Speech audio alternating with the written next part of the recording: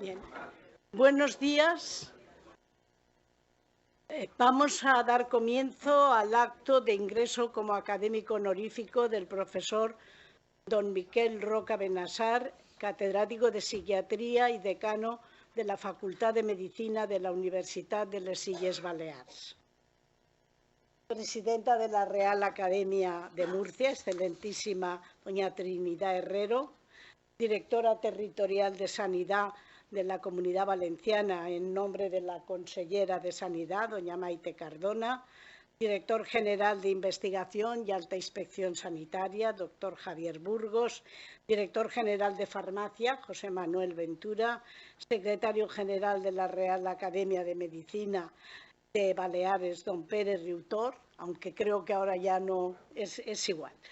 Decano de la Real Academia de Cultura Valenciana, don José Luis Manglano, secretario de la Facultad de Medicina, Luis Aparicio, en representación del señor decano de la Facultad de Medicina, señora decana del CEU, Cardenal Herrera, a la que acabo de ver, excelentísimos y ilustrísimos académicos, queridos compañeros, amigos y amigas. Antes que nada, deseo excusar la asistencia del molt honorable presidente de la Generalitat Valenciana, de la rectora de la Universitat de Valencia, del rector de la Universitat de les Illes Balears, del rector de la Universitat de Alacant, de la consellera de Sanidad Universal que delega en la directora territorial, del alcalde de Valencia, de las presidentas de los colegios de médicos de Valencia y Alicante, del presidente de la Diputación de Valencia y del profesor Juan Carlos Carbonell del Comité Jurídico Valenciano. Supongo que me dejo alguna excusa más, pero ustedes me perdonarán. Hoy tengo como una doble misión porque al ser de mi especialidad el académico que ingresa, soy yo la que tiene que presentarle.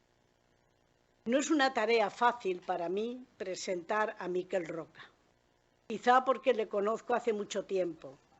Son tantas las reuniones de trabajo, tantos los congresos, tantos los viajes, que hacen que sepa mucho de él y además el afecto que le tengo me condiciona sobremanera. Como he dicho, actualmente es catedrático de Psiquiatría y decano de la Facultad de Medicina de la Universitat de les Illes Balears. Pero empezaré por lo que es tradicional, recordar su trayectoria profesional.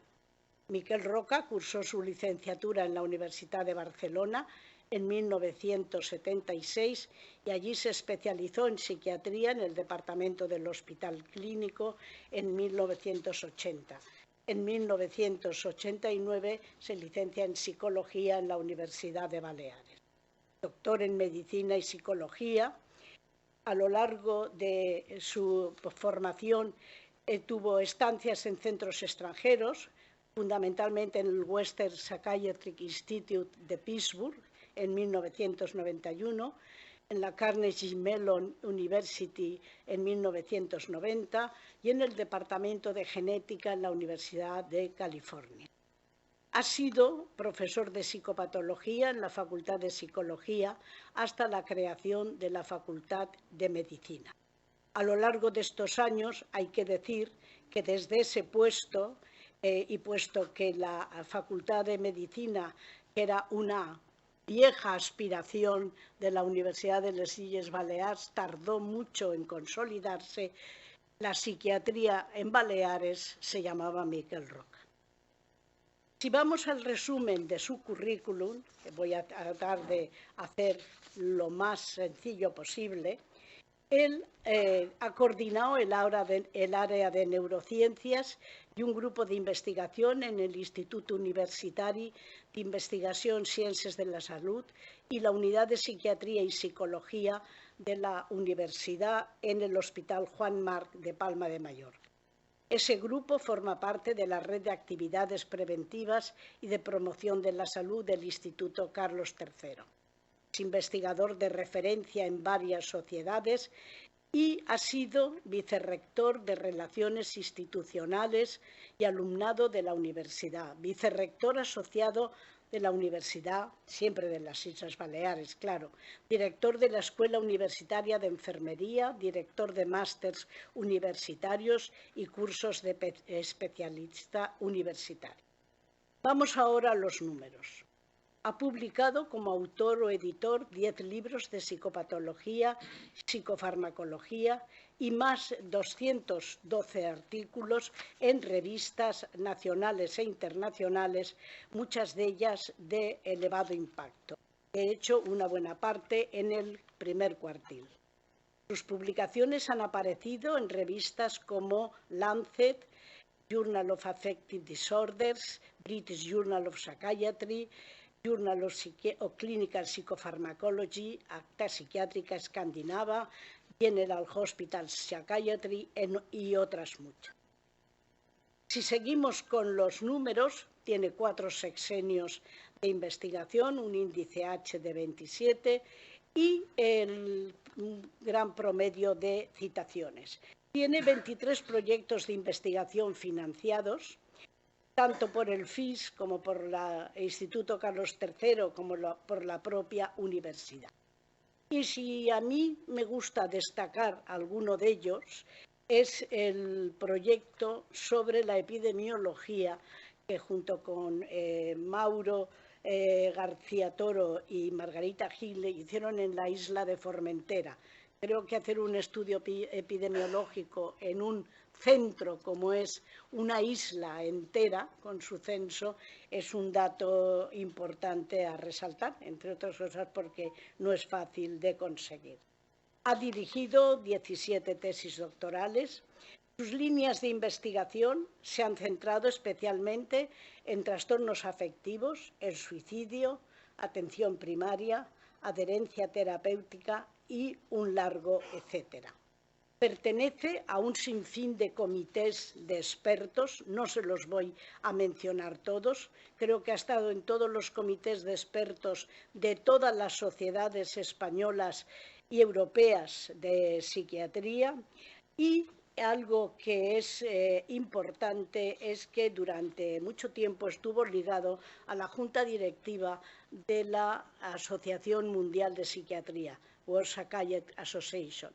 Él era el delegado para todo el sur de Europa y me consta que el actual presidente, que creo que es a la vez presidente del Royal College of Psychiatrists en Londres, intentó por todos los medios que Miquel Roca aceptara ser el secretario general de la Asociación Mundial de Psiquiatría. Miquel Roca lo rechazó por una razón, cuando el presidente, muy sincero, le dijo que eso significaba que tenía que pasar 6 meses al año viajando por todo el mundo. Él renunció porque eso significaba abandonar no solo su trabajo en Mallorca, sino también en buena medida a su familia. También creo que hubo en algún momento alguna propuesta para que se presentara alcalde de Mallorca, que tampoco aceptó porque no era la política lo que era su objetivo en ese momento. Él fue después, durante mucho tiempo, de la Junta Directiva de la Sociedad Española de Psiquiatría, del Global Consortium for the Prevention of Depression, fue el representante de la psiquiatría española en la Asociación de la Unión Europea de Médicos Especialistas, la llamada OEMS, y ha sido patrono, secretario y presidente de la Fundación Española de Psiquiatría y Salud Mental.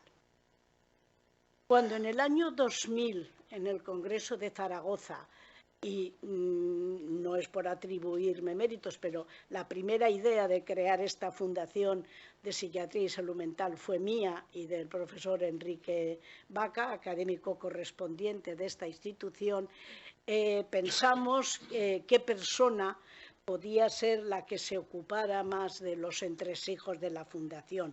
y esa persona fue Miquel Roca. Cuando llevaba ya un tiempo, les voy a contar una anécdota que creo que refleja muy bien lo que significaba Miquel Roca para todos nosotros. Una noche nos reunimos a cenar varios de los catedráticos de psiquiatría, que en aquel momento, saben ustedes que hubo momentos históricos en que los catedráticos, pues parece que teníamos un poco más de relieve. No que eso quiere decir que fuéramos mejores ni peores, sino que se nos veía más, porque a lo mejor porque éramos menos. Entonces nos reunimos una noche pensando quién era la persona adecuada para seguir al frente de lo que era llevar en Súmala. Todos éramos patronos, pero alguien tenía que llevar el timón de la fundación. Como que durante la cena no nos pusimos de acuerdo, era 7 u 8, decidimos consultarlo con la almohada. Y que a la mañana siguiente, reunidos en el desayuno, cada uno llevara un papelito con un nombre escrito. Una votación absolutamente secreta. Cuando en el desayuno destapamos los papelitos, en todos ponía Roca. Con lo cual, pues bien, no tuvo más remedio que aceptar y lo ha hecho muy bien a lo largo de muchos años. Él es académico correspondiente de la Real Academia de las Illes Balears y aquí tenemos a un compañero de allí que ha venido expresamente para estar con él. Quiero decir alguna cosa más personal. Miquel Roca no es un psiquiatra ni DSM-3, ni DSM-4, ni DSM-5. Todos saben que esa es la clasificación oficial de los trastornos mentales, o por lo menos han oído hablar alguna vez de ella. Aunque utilice su terminología, como no, pero su reflexión, su investigación y sus opiniones sobre los trastornos psiquiátricos van mucho más allá. Miquel es un hombre culto y cultivado. Otra anécdota. La primera vez que yo entré en su casa de Portals Nous en Mallorca, aún era soltero, pensé qué alfombras más raras tiene este chico. Y es porque había que ir pisando libros para entrar en su casa, porque los libros desbordaban las habitaciones. Encontrar una silla donde sentarse era una tarea harto difícil, porque tenías que tirar más libros al suelo. Y libros de todo tipo. En Palma de Mallorca, él y sus amigos pertenecen a lo que yo diría una élite cultural que les da renombre. Por ejemplo, por mencionar a alguno de ellos, Camilo Cela, catedrático de Antropología, Colau Llaneras y otros muchos que creo, y aquí Pere me podrá corregir si me equivoco, han elevado el tono cultural de las islas. Esto es otra cosa que la psiquiatría, es otra dedicación. Una de sus facetas, de las que habla muy poco, es la publicación de editoriales y ensayos en la prensa, porque escribe y escribe muy bien y da gusto leerle. Y ahora no puedo dejar de mencionar a su familia, a sus padres, Alfonso y Margalida, que hoy estarían felices, serían las personas más felices del mundo, que le dieron siempre su apoyo incondicional y le hicieron la vida confortable que le permitía su intensa actividad. Tardó en casarse, pero cuando conocimos a Virgita, que está aquí con nosotros, entendimos por qué le había valido tanto la pena esperar. Su hijo Arnau, de 16 años, no está hoy aquí por responsabilidades escolares. Y creo, por los comentarios que a veces me he hecho por teléfono, que tengo que sentarme con él y explicarle por qué esta es una institución que tiene casi 200 años y está encantada de acoger a su padre entre sus miembros. Creo que a los 16 años hay que gastar más saliva en explicar estas cosas. He sido yo quien le ha pedido que en vez de depresión y suicidio, hable de melancolía, porque creo que al término depresión se le han pegado connotaciones a veces incluso un poco frívolas, y el problema es cardinal para los que nos dedicamos a la salud mental. No me quiero extender más, creo que con mis palabras he demostrado el respeto, la admiración y el afecto que profeso por Miquel Roca, y estoy encantada de recibirle aquí en la Real Academia de Medicina de la Comunidad Valenciana, y después de oírle espero que ustedes también lo estén. Muchas gracias.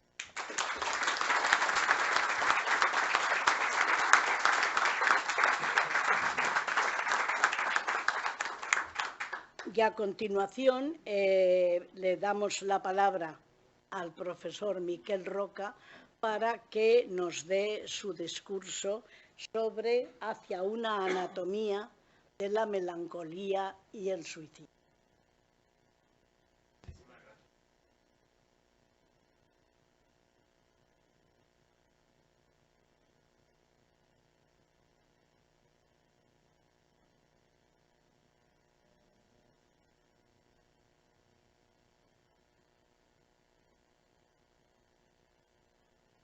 A la excelentísima señora presidenta, ahora, muchas gracias, perdonen, de la Real Academia de Murcia, a la ilustrísima delegada territorial en representación de la consellera, que le agradezco también mucho que esté aquí, a los excelentísimos, ilustrísimos académicos, la vicepresidenta, el secretario general, a todos ustedes, a todos mis amigos, a algunos que han venido de lejos, muchísimas gracias.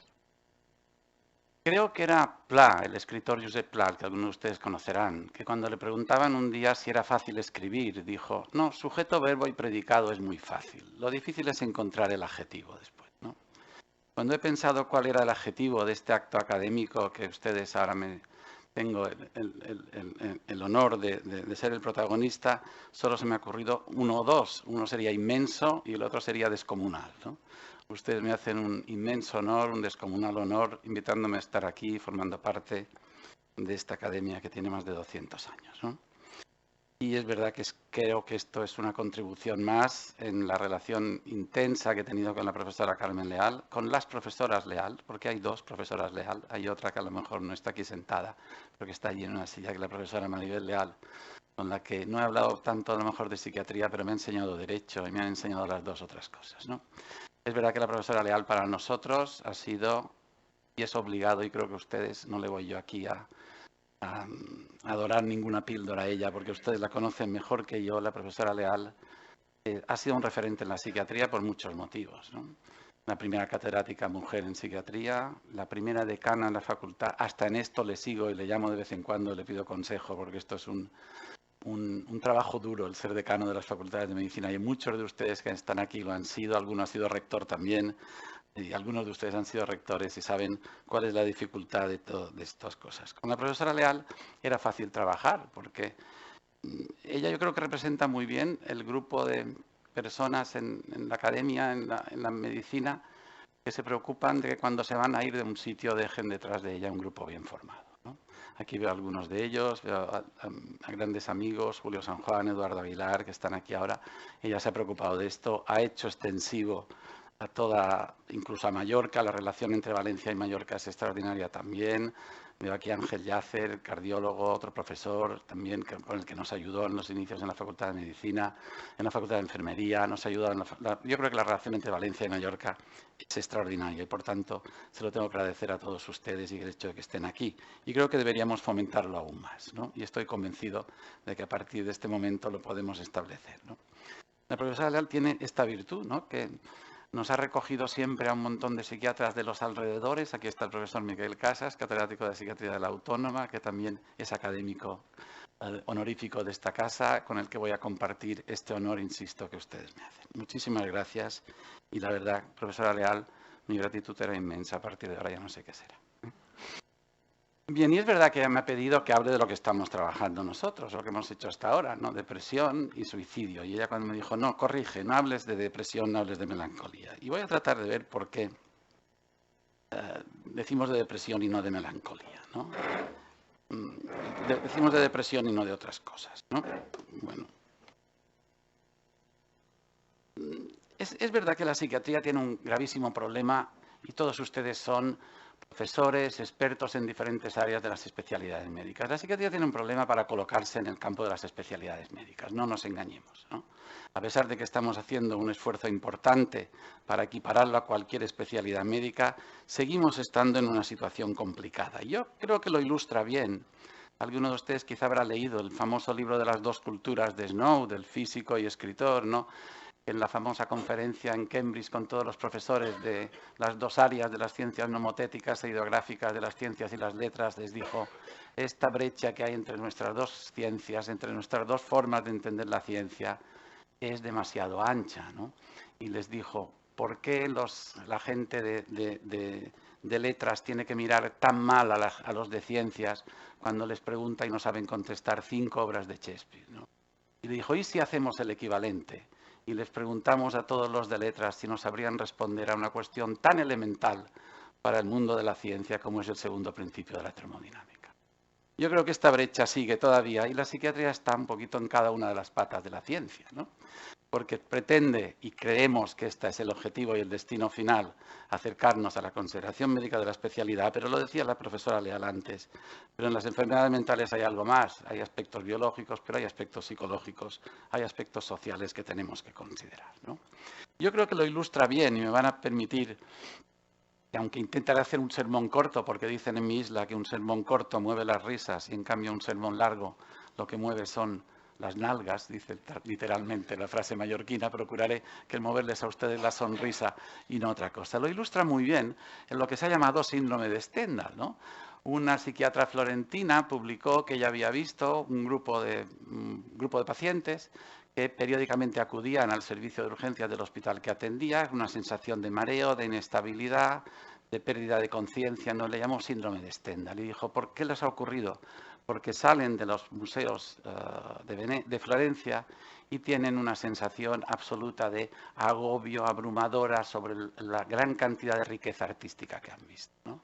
Y por tanto tienen una especie de sintomatología medio ansioso, medio depresiva. Poco después, y esto sí que consta muy poco menos en 2 libros, porque ella ha seguido haciendo libros, ¿no?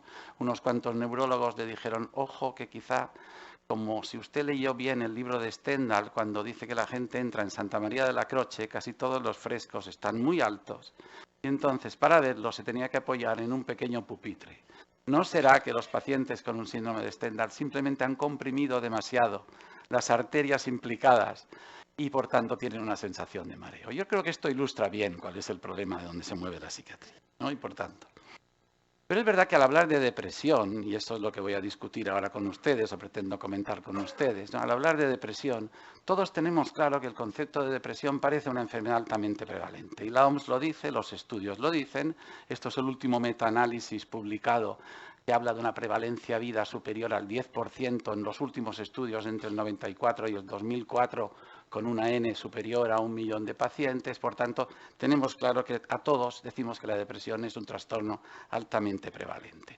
Nosotros hemos estudiado el impacto, por ejemplo, en atención primaria, incluso hemos intentado analizar, comparando épocas de crisis económica o no, lo que les decía en este artículo del European, un estudio comparando incidencias de depresión y prevalencia de depresión en periodos específicos de tiempo, además, en atención primaria española, comparando en situación de bonanza económica y de crisis económica. Pero si nos atenemos a los criterios de validación de un síndrome clínico, los criterios clásicos de Robbins y Wood, que seguramente ustedes conocen, ¿cómo encajamos la depresión en unos criterios clásicos de validar un síndrome clínico como se reconoce en cualquier especialidad médica? Tenemos una identificación y descripción adecuada de síntomas, sabemos sus límites, podemos evaluarlo bien, tenemos subtipos bien delimitados clínicamente, podemos diferenciar curso y pronóstico del trastorno. ¿Hay algún estudio genético que apoye el cuadro? ¿Hay ensayos clínicos terapéuticos positivos?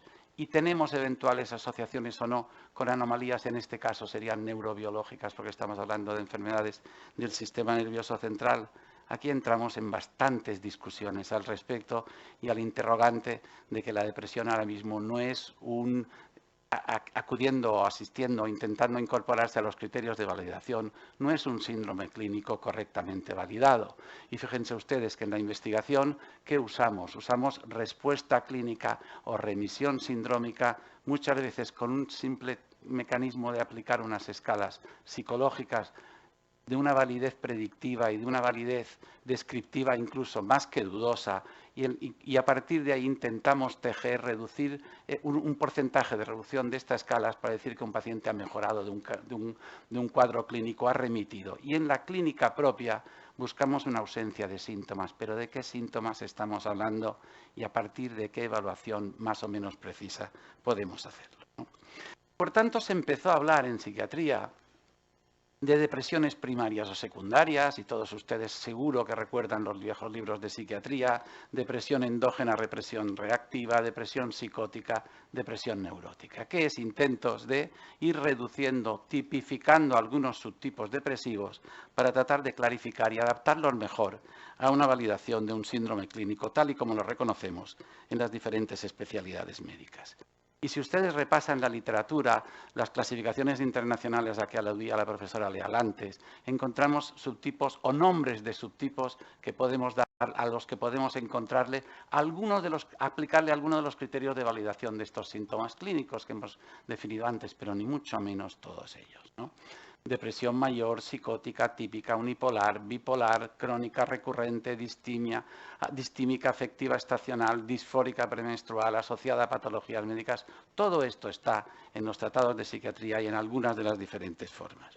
Y es verdad que al final la clasificación más seguida, porque los americanos nos han ganado una vez más en esto la partida a las clasificaciones de la OMS y a las clasificaciones europeas, en enfermedades mentales, con los famosos DSMs que aludía ella, que son las famosas clasificaciones de las enfermedades mentales, ha optado por tirar por la calle del medio y reducir la depresión a un episodio depresivo único o recurrente, atribuirle características de gravedad, leve, moderado o grave, y darle algunas dos características que le ha llamado melancólicas o atípicas, que es el comentario que ha hecho la profesora Leal antes y que me pidió que hablara precisamente de esta parte, de características melancólicas, ¿no?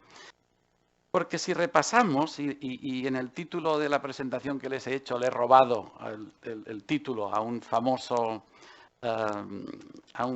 libro del siglo XVII de un inglés que ustedes seguramente han leído o conocerán, Robert Barton, ¿no? Dice Borges que no hay título más bonito de libro que Anatomía de la melancolía, y Borges probablemente era un señor leído, mucho más leído que yo, seguramente tenía mucha razón, ¿no? Y como ven, la melancolía ya está en la literatura clásica, ¿no? Y fíjense ustedes a qué atribuía las causas de la melancolía Barton, pero estamos hablando del año 1620, ¿no? Podía ser brujas, magos, dioses, astros, edad, dieta, vergüenza, envidia, codicia, calumnia, los placeres inmoderados. Era una extraordinaria clasificación, pero se empezaba a hablar de melancolía, ¿no?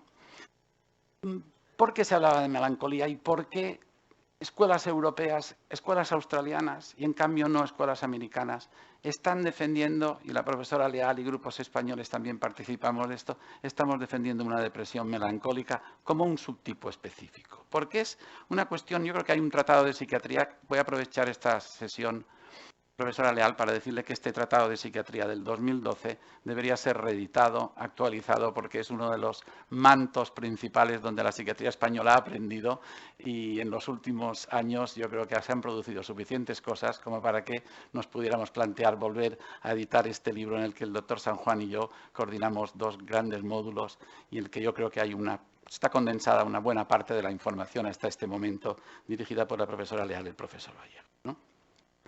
¿Por qué ha ocurrido? ¿Por qué ha ocurrido? Porque la depresión en los últimos años, en los síntomas clásicos de la depresión, que estaban centrados más en la esfera afectiva, tristeza, apatía, anedonia, que quizás sea un síntoma muy central en la depresión, se le han añadido muchos síntomas somáticos, llamados somáticos, si la división entre soma y psique pudiera mantenerse aún en estos momentos, pero para que todos nos entendamos. Y vean en el centro cómo se han ido añadiendo síntomas cognitivos, Los síntomas cognitivos que hacen referencia a problemas en atención, concentración, en memoria, en planificación, en funciones ejecutivas, están adquiriendo un protagonismo importante en la sintomatología depresiva, ¿no? Y probablemente más importante aún en las características melancólicas de la depresión. Si ustedes ven de todos estos cuadros depresivos aún mal subtipificados, la perspectiva no es buena. El curso de la depresión, sobre todo estas características más graves o más melancólicas o más recurrentes, tienen un pronóstico bastante tortuoso.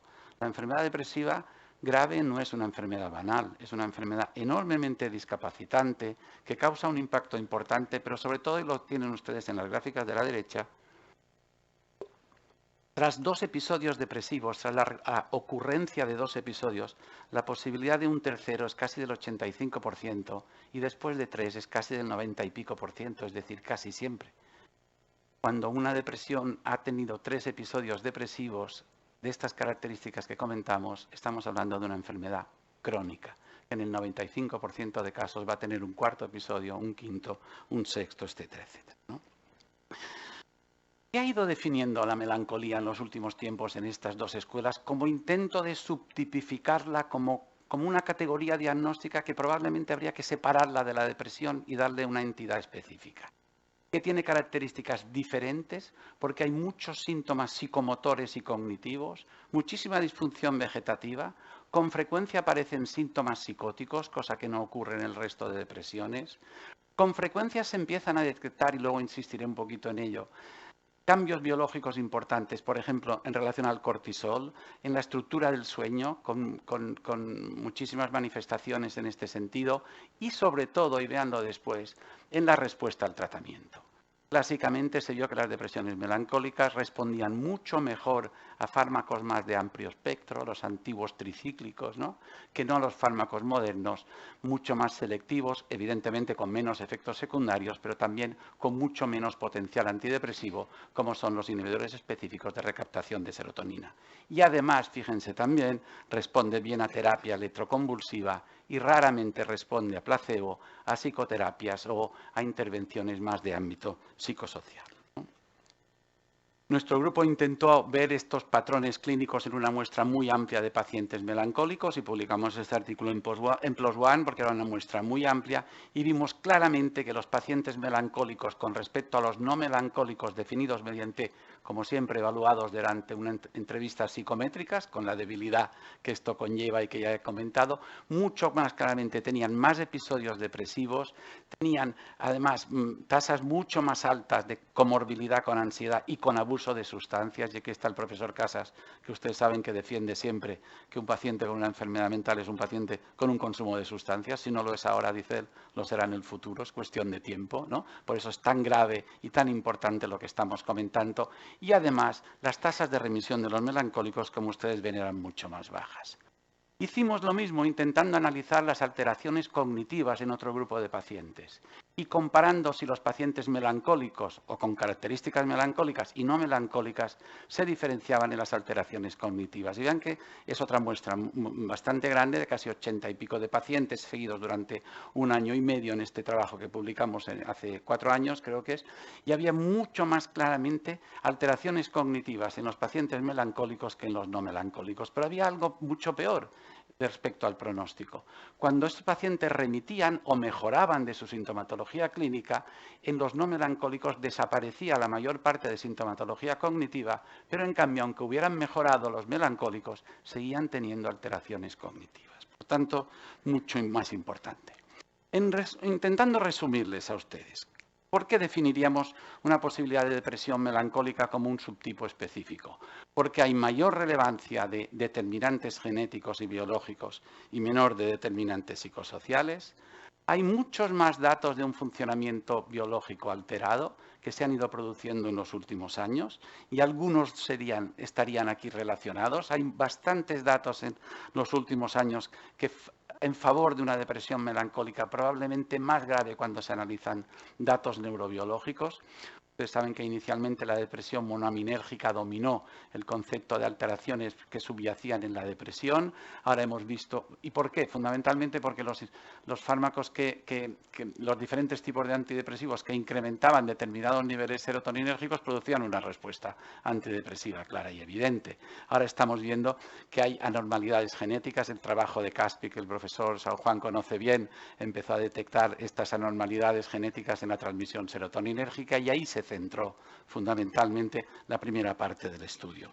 Ahora hay hipótesis glutamatérgicas y ustedes saben que recientemente lo han visto, ketaminas, esquetaminas, los nuevos fármacos que inciden directamente en lo que es la transmisión glutamatérgica, en el glutamato, involucrado claramente por la vía de la neuroplasticidad en lo que sería el futuro de la respuesta terapéutica y también subyaciendo a lo que sería la neurobiología de estos casos y, por tanto, constituyendo un objetivo de acción antidepresiva al sistema glutamatérgico.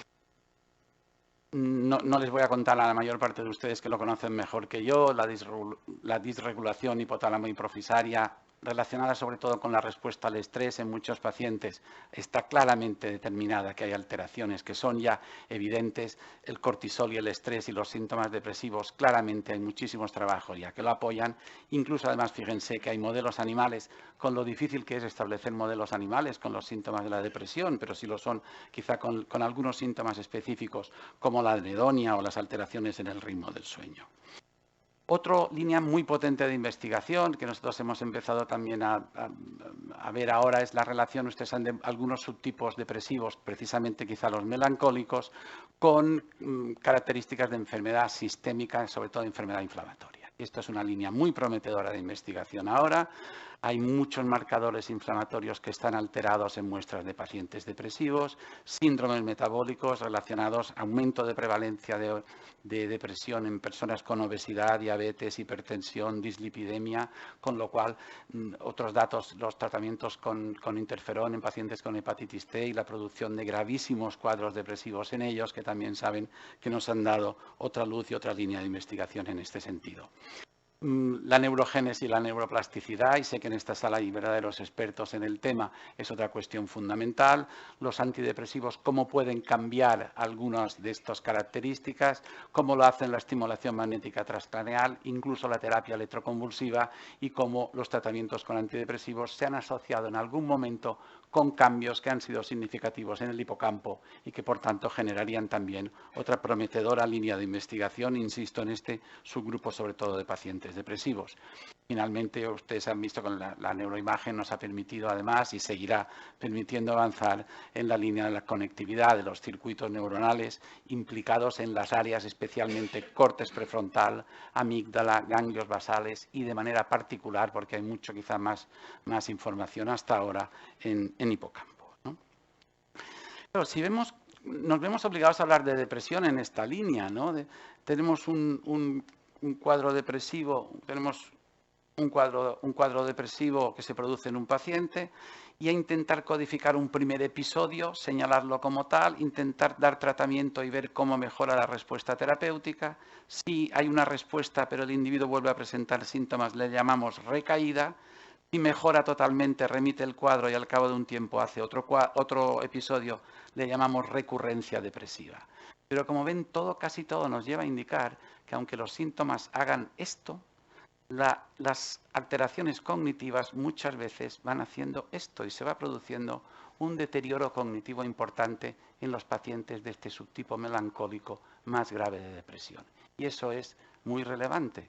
Vamos a hablar de pacientes con una evolución crónica y probablemente con unas alteraciones cognitivas que rara vez remiten del todo y que siguen persistiendo durante un cierto tiempo, ¿no? Finalmente, el tercer punto sería la superior respuesta clínica a tratamientos biológicos farmacológicos. Ustedes saben que aún hoy, yo creo que algunos de ustedes compartirán conmigo En el campo de la ciencia volvemos a asistir, quizá en las redes sociales e Internet, en una cierta ofensiva anticiencia. Yo no sé si ustedes tienen también esta impresión, yo la tengo. Y en el campo de la psiquiatría y la psicología clínica, que parecía que habíamos avanzado mucho, volvemos a tener, ¿no? Ustedes saben que sigue habiendo dudas sobre los antidepresivos son fármacos eficaces o no, si inducen al suicidio en niños, da igual que aparezcan metaanálisis, estudios controlados, rigurosos, seguimos teniendo que defendernos y en la práctica clínica, luego ustedes saben, lo muchísimo, yo de esto aprendí mucho de la profesora Leal, lo muchísimo que cuesta muchas veces que un paciente acepte un tratamiento antidepresivo con fármacos, ¿no? Y muchas veces decimos, ella también me lo enseñó, la primera vez que un paciente viene a la consulta, lo más importante es que vuelva a la segunda. Ya verás cuándo puedes empezar a veces el tratamiento, porque la reacción muchas veces, debido a esta situación social, ¿no? A pesar de que este es el último metaanálisis que hay, un metaanálisis que hay publicado hace poco de la eficacia comparada de los antidepresivos, lo que queda claro es que los antidepresivos son eficaces, ¿no? Y no hay ninguna duda al respecto, pero aún así hay que hacerlo. Pero también vemos que a tratamientos psicoterápicos que son muy eficaces y que se utilizan mucho en depresiones leves o en depresiones leves moderadas, en este tipo de pacientes más melancólicos la respuesta es muy baja. La respuesta es mucho más alta si combinamos estos dos tratamientos o si exclusivamente hacemos tratamiento antidepresivo, ¿no? Claro, nos vemos obligados con mucha frecuencia a ver pacientes que no responden y por eso se está haciendo un tratamiento secuencial de la depresión. Estos pacientes en muchas ocasiones necesitan la adición de un antipsicótico, por ejemplo. Ser tratados con un antidepresivo, con dos antidepresivos a veces o con la adición de un antipsicótico. Son pacientes de difícil respuesta que requieren un manejo muy complicado. Pero en definitiva yo creo, y esta es la idea general que quería transmitirles, que el diagnóstico de depresión melancólica, aunque los americanos no lo acepten y se limite a escuelas europeas y australianas, creo que se acabará imponiendo, porque la validez predictiva para el pronóstico y el tratamiento me parece que es mucho más alta y además representa una categoría que para investigar es muchísimo más homogénea que no el concepto vago de depresión al que aludía yo en el inicio de nuestra intervención. También es verdad que la melancolía, y este es un cuadro que creo que a la profesora Leal le gusta, porque Arnold Kiefer, que es uno de los de los pintores contemporáneos más potentes por lo menos en mi impresión, la melancolía ha fascinado a mucha gente, como casi diría como condición creativa, ¿no? Y por lo que hemos visto, la melancolía a corto plazo puede ser creativa, pero a medio y largo plazo está claro que difícilmente lo va a ser si aceptamos las condiciones que estaba comentando antes. Pero es verdad que ha sido atractiva para mucha gente. Están en los escritos, a mí me gusta ver en la historia de la melancolía escrita en Baudelaire, en Montaigne, en Cioran, en Céline, en Churchill, saben ustedes que le llamaba el perro negro, el Black Dog, que además en un grupo australiano que trabaja le llama así, el instituto se llama Black Dog Institute, que es en una universidad americana, australiana, tienen un centro de salud mental que se llama así. Ha fascinado a pintores, etcétera, etcétera. Y la última parte de lo que quería comentarles, para no hacerme más, es la relación directa que hay entre la depresión y sobre todo la depresión melancólica y uno de los gravísimos problemas de salud pública a que nos enfrentamos y a los que se enfrenta la psiquiatría, que es el problema del suicidio, ¿no? Esta imagen de un periódico americano de 1942, que me parece sobrecogedora, no sé si se ve bien, pero el fotógrafo cuenta que les avisan de que hay una persona que se quiere lanzar desde un pequeño hotel que hay, que es esta chica que está cayendo al vacío, ¿no? Y el policía está entrando por la puerta, no sé si se ve bien en la imagen, en la puerta del hotel está entrando el policía, el fotógrafo se quedó fuera y captó esta imagen sobrecogedora de un hecho gravísimo. Nosotros hemos revisado ahora, hemos publicado hace muy poco en un metaanálisis, la relación entre trastornos mentales y el riesgo de suicidio en una población joven, ¿no? Y queda clarísimo que la puerta de entrada mayor del suicidio es la depresión, ¿no? Lo es la enfermedad mental, lo son diversas enfermedades mentales, el consumo de sustancias asociado a depresión sería quizá el punto más culminante en personas, además en hombres más que en mujeres, en personas de edad avanzada, como ustedes también saben, que se producen picos mayores, pero queda claro que la gran puerta de entrada es la depresión. Y la depresión en un concepto vago, y esto es lo que yo quiero acabar defendiendo, probablemente no tanto como el subtipo melancólico depresivo, que sería quizá la gran puerta de entrada de esta gran puerta de entrada a la conducta suicida, ¿no? El suicidio, ustedes saben que es un tema gravísimo, que durante muchos años ha parecido que intentábamos obviar y que ahora sacamos mucho a la luz en psiquiatría y en salud pública porque creemos que es relevante tratarlo y como esconderlo no nos ha llevado a nada bueno, ver si el tratarlo mejor nos va a llevar a algo mal, ¿no? Ustedes saben que ahora es la segunda causa de muerte en jóvenes de 15 a 29. En nuestro país es la primera, ya, desde hace unos años, ¿no? Y además las cifras, yo le pedí las cifras de suicidios en España, cuando se ven así en frío, parece que sobrecogen, ¿no? Pues 3.000 y pico de personas, 3.600 este año, 3.500. Comparen ustedes las muertes por causas no naturales, accidentes de tráfico, suicidios, caídas accidentales o por ahogamiento, ¿no? Y el primero está siempre este problema del suicidio, ¿no? Fíjense, en el 2018 hubo 3.539 suicidios y, como ven, la curva prácticamente no se mueve, ¿no? Este ha sido un debate. Nosotros entramos en este debate con italianos, griegos en el sur de Europa en una correspondencia en el Lancet que mantuvimos, intentando explicar lo que parecía públicamente que era casi evidente que la crisis económica que invadió el sur de Europa había producido un número mayor de suicidios. Cuando analizamos bien las cifras, esto no es así, pero es verdad que cuando una persona comete un suicidio y dice que lo ha hecho por un desahucio, por ejemplo, pues aparece en la prensa de una forma que parece que esto es Ustedes saben que la OMS recomienda siempre y tenemos muchas reuniones y con la profesora Leal hemos hecho mucho con periodistas intentando unificar la información que hay que transmitir al suicidio y dejando claro que no se puede dejar en la transmisión de suicidio no es una causa única, jamás, ¿no? Casi siempre hemos visto que hay una enfermedad mental detrás y la enfermedad mental es la gran puerta de entrada. Luego puede haber un precipitante, un desencadenante. Pero si ustedes ven esto es enormemente preocupante, ¿no? Yo le pedí a uno de los becarios nuestros del departamento que cogiera las cifras del INE de muertes por accidente de tráfico, que es la línea azul, y la de muertes en los últimos, del año 2000, de muertes por... La gráfica es nuestra, no es del INE, pero las fuentes son los datos del INE, del Instituto Nacional de Estadística. Y ustedes ven que algo se está haciendo bien aquí en nuestro país respecto a los accidentes de tráfico, ¿no? Las muertes van cayendo. En los últimos años han visto que está un poquito menos, el descenso es menos progresivo. En cambio, ustedes ven que las cifras por suicidios están, lo que llaman los americanos, plafonadas, ¿no?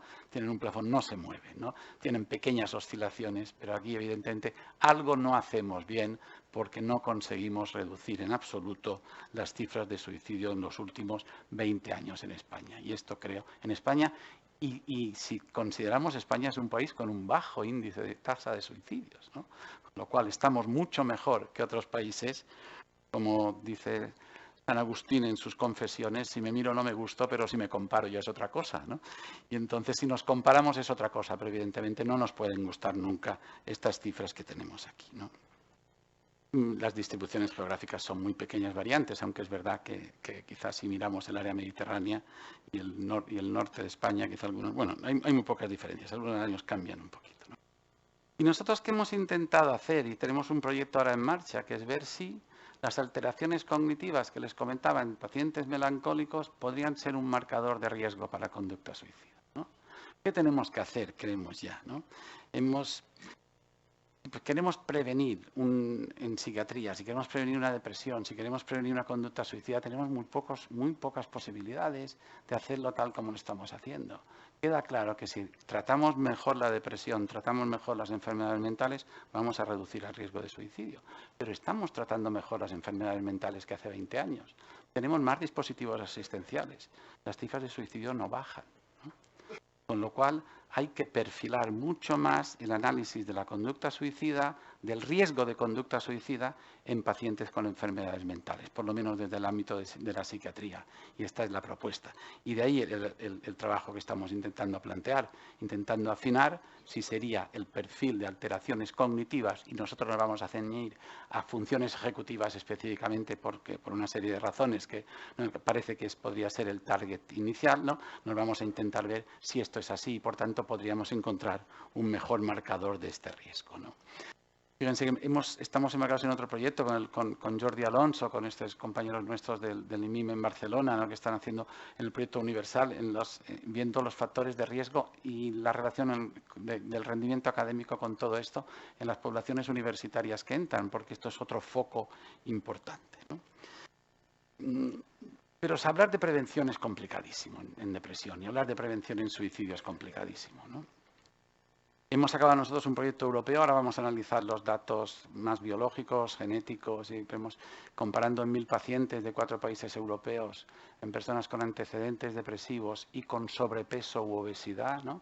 Intentando prevenir la aparición de una depresión, la incidencia de depresión en este subgrupo de pacientes, y hemos encontrado resultados negativos, probando diferentes estrategias. Una de ellas nos ha dado una alegría publicarlo en JAMA, porque evidentemente en medicina cuando publicas un paper en JAMA te parece que has tocado el fin del mundo, pero los resultados son negativos, con lo cual son horribles desde el punto de vista de resultados, ¿no? No hemos encontrado ninguna estrategia que nos permita definir que en esta subpoblación de riesgo y además con características probablemente muy inflamatorias en el sentido que comentaba antes, porque son obesos, con mucho riesgo y con antecedentes depresivos, y durante un seguimiento a 1 año y medio en una muestra de 1000 pacientes, alemanes, ingleses, holandeses y mallorquines, españoles en Mallorca, no hemos conseguido ninguna diferencia significativa en ninguna de las estrategias. En fin, quisiera entrar en mis últimas dos diapositivas y acabar con las conclusiones, y espero no haberles aburrido demasiado y espero haberles transmitido lo que quería, ¿no? Que la depresión es una enfermedad prevalente, difusa desde el punto de vista conceptual todavía, que tiene con frecuencia un curso muy crónico, con muchas recurrencias y una alta comorbilidad, que es un constructo muy débil desde el punto de vista médico, como para poder decir que no tiene aún problemas de validación como síndrome clínico, que nos vemos obligados a delimitar subtipos depresivos homogéneos y que uno de estos subtipos, sobre todo porque se relaciona más claramente con alteraciones neurobiológicas que pueden ser mostradas en estudios, sería el subtipo o las características melancólicas, como dicen los americanos, o la melancolía, como defenderíamos desde aquí, que este subtipo tiene suficiente muestra ya de que el patrón clínico es diferente, que las respuestas a tratamientos es diferente y, en definitiva, que su validez predictiva es mucho mayor y que probablemente está más relacionado con un mayor riesgo de suicidio. Dejo en un interrogante esta hipótesis ya mucho más de nuestro grupo, si los síntomas cognitivos de esta depresión melancólica serían un perfil especial de riesgo para una conducta suicida, que es lo que se trataría de evitar, ¿no? La psiquiatría está llena de incertezas, ¿no? Es verdad, tenemos muy poca, pero también yo creo que vale la frase clásica de que la incerteza o la incertidumbre es un estado incómodo, ¿no? Y es poco confortable, pero que estar convencido de que en ciencia uno sabe algo de verdad es un estado aún más ridículo. Ustedes, como yo, saben que si uno está aquí es porque tiene detrás un grupo de gente que ha trabajado, que ha estado, que sigue trabajando, que hoy está trabajando mientras uno está aquí. Muchísimas gracias y es un verdadero honor que ustedes me hayan admitido entre ustedes. Muchísimas gracias.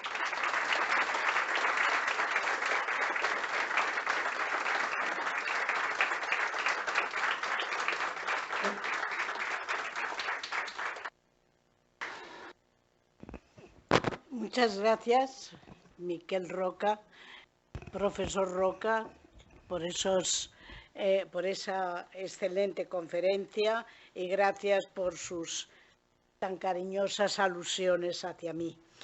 Tiene la palabra el ilustrísimo señor secretario general de la Real Academia para dar lectura al acta de nombramiento. La Real Academia de Medicina de la Comunidad Valenciana.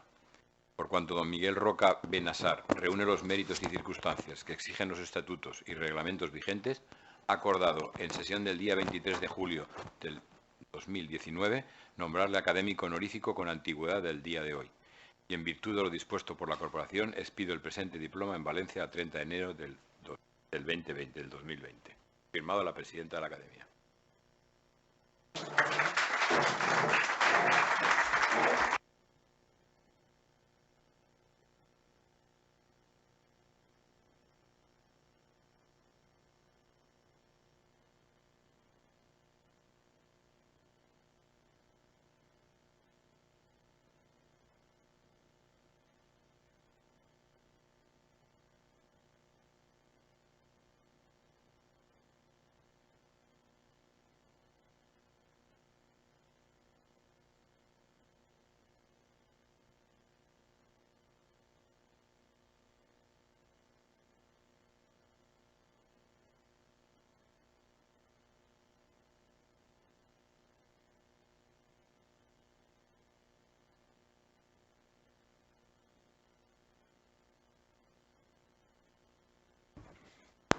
Bien, para terminar, mis palabras van a ser muy breves porque ya he hablado antes sobre el profesor Roca. En primer lugar, felicitarle por su excelente conferencia, felicitarme y felicitar a nuestra academia por poderle incorporar a nuestros académicos. Creo que es algo que nos enriquece. Miquel Roca nos ha puesto sobre la mesa toda la actualidad sobre la melancolía, como yo le insistí, desde las investigaciones neurobiológicas a su evolución, incluso hablando de la melancolía como condición creativa, a veces versus enfermedad, pero a veces no tan versus enfermedad. Recordemos los versos de Rosalía de Castro o de Silvia Plath, que además esta última se suicidó.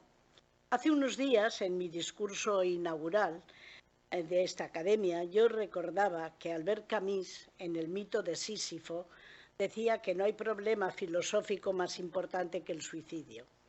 Decidir si la vida merece o no la pena de ser vivida.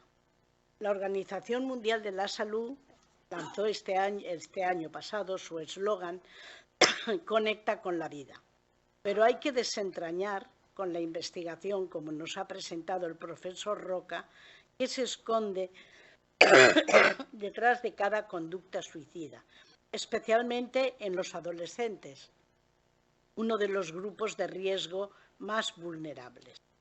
Porque, aunque sí parece que la melancolía es una puerta de entrada, yo le voy a recordar algo que decía Balzac, a él que le gustan tanto las citas. Balzac decía que cada suicidio es un sublime poema de melancolía. Se lo dejo para que lo incorpore a esas citas que sé que le gustan. Antes ya he dicho muchas cosas acerca de nuestro nuevo académico honorífico.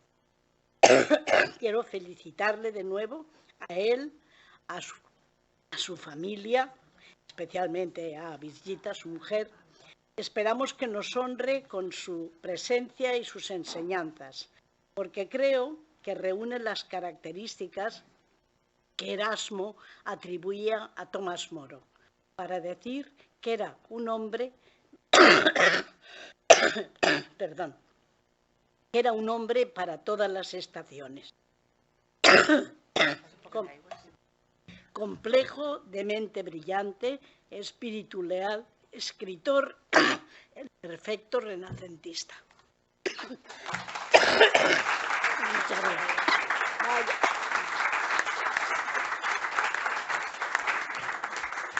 Se levanta la sesión.